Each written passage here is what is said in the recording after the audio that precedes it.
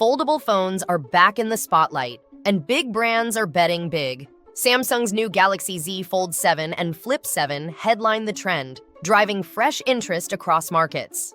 I've been using the Galaxy Z Fold 7 for about a week now, and here's what I love and hate about the device. Has Samsung finally done it? So the ultimate goal with these folding phones has always been to have a completely normal flagship phone when you want to, with a normal shape and size and weight, with flagship performance and cameras and battery life, but to also then be able to unfold it into a full-fledged tablet whenever you want to without any compromise. Yet the category remains small. According to Counterpoint Research, foldables were under 2% of 2024 shipments. The barriers are clear: high prices, repair costs, and durability doubts. We have the talk about the price. This is the most expensive Z Fold yet, at right around $2,000. There's also no more S Pen support. That's gonna disappoint a lot of fans of the S Pen. You gotta imagine it was stripped away for a reason. Is it price? Is it the fact that it wasn't being used? I'll leave that up to you to decide. But designs are getting thinner,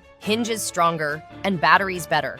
So, what this says, what this tells me, is that foldables are now just as thin as candy bar phones, and I think it's going to get even thinner, although we are running up against kind of the maximum amount of thinness, at least on the side where the USB-C port exists, right? You can't go any thinner than that. AI features now use the larger screens well.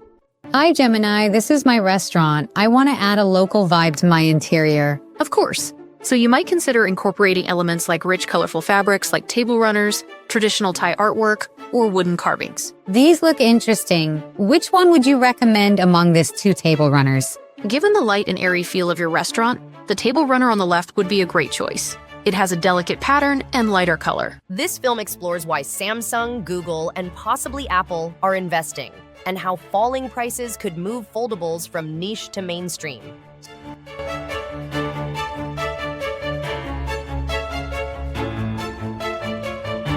So we start with Samsung, the company that made foldables a real product line. Its latest Galaxy Z Fold 7 and Flip 7 drew strong early demand. Samsung reported record pre-orders in key markets like South Korea and India in 2025. Interest is rising, yet scale is not. According to Counterpoint Research and IDC, foldables accounted for under 2% of global smartphone shipments in 2024. That gap explains Samsung's strategy.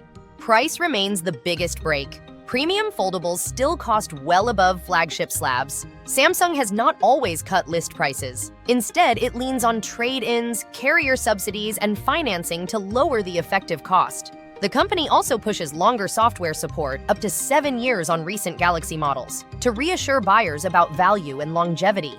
Durability is the second barrier. Samsung has attacked it in steps. Recent Z models added IP48 dust and IPX8 water protection, stronger armor aluminum frames, and tougher ultra-thin glass. The hinge uses a refined water drop design to reduce crease depth and spread stress. Samsung advertises 200,000 folds in lab tests, roughly 5 years at 100 opens a day. Devices also got thinner and lighter, which eases daily use and pocketability. Design refinements matter. Brighter displays, tighter bezels, and better thermals help. So do cameras that no longer lag behind slab flagships. On software, Samsung's One UI optimizes split screen, drag and drop, and task continuity.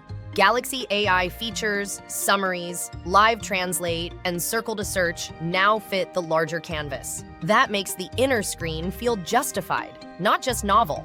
Behind the scenes, Samsung Display scaled foldable OLED capacity and improved yields. That lowers defect rates and brings steady component costs, a prerequisite for future price drops. Partnerships across the supply chain, from hinge components to ultra-thin glass, aim to lock in quality at volume. The result is visible: rising pre-orders, higher satisfaction, and more repeat buyers. But market share tells the truth. Until costs fall further and durability becomes a non-issue, foldables will grow, but gradually.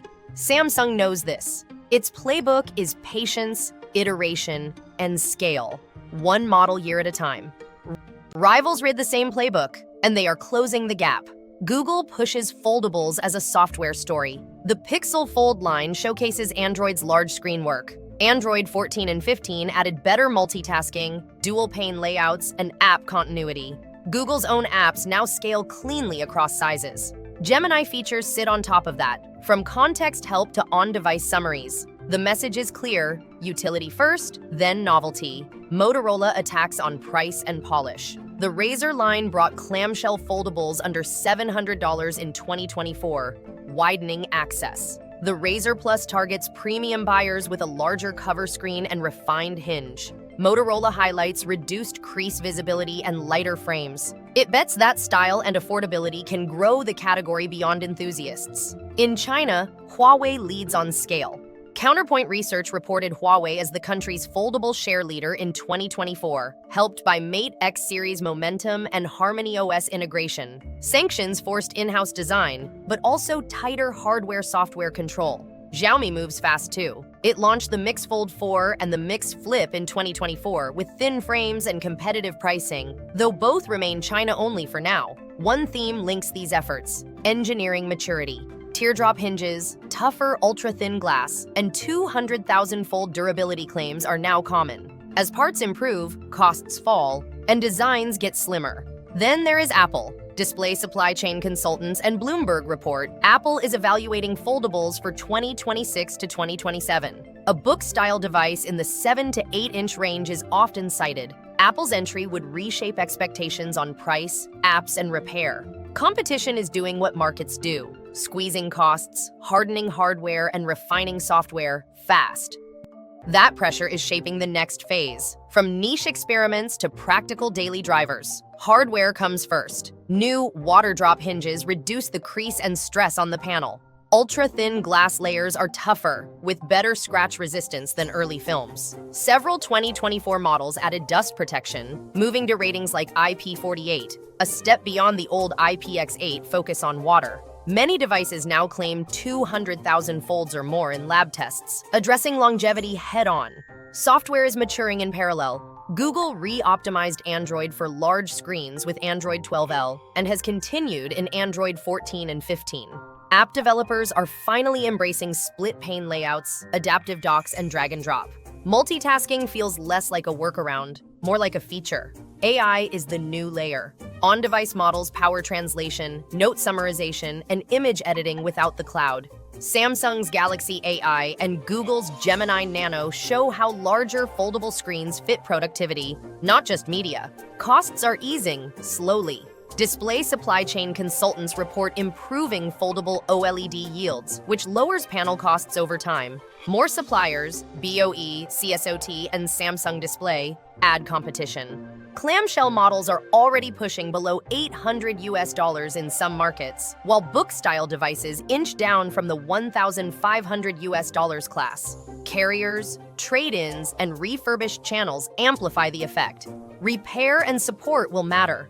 Hinges, inner screens, and adhesives remain complex, but extended warranties and local service networks are expanding. The direction is clear. According to Counterpoint Research, foldable shipments keep growing each year, even from a small base. If prices keep falling and apps keep improving, foldables could move from premium outliers to a stable mid-single-digit share of the market by the late 2020s.